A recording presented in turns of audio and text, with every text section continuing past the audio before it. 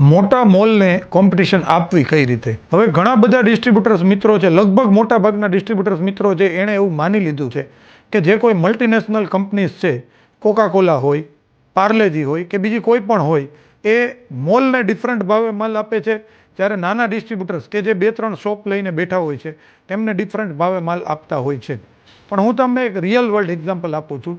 મારા એક ડિસ્ટ્રીબ્યુટર મિત્ર છે, એમની પાસે માત્ર 3 જ મોલ છે,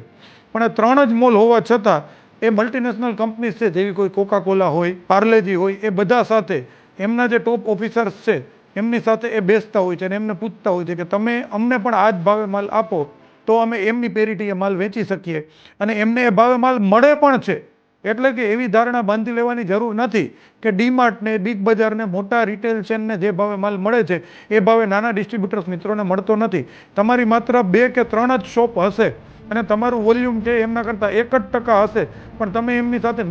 નેગોશિએટ કરવા માટે અને કમિટમેન્ટ કરવા માટે ટ્રાય કરશો તો તમને પણ એ ભાવે માલ મળી શકશે. એટલે કે ખોટી ધારણા બાંધવાની જરૂર નથી કે ડીમાર્ટ, બિગ બજાર, રિલાયન્સ મોલ છે એમને જે ભાવે માલ મળે છે એ ભાવે માલ આપણને ન જ મળે.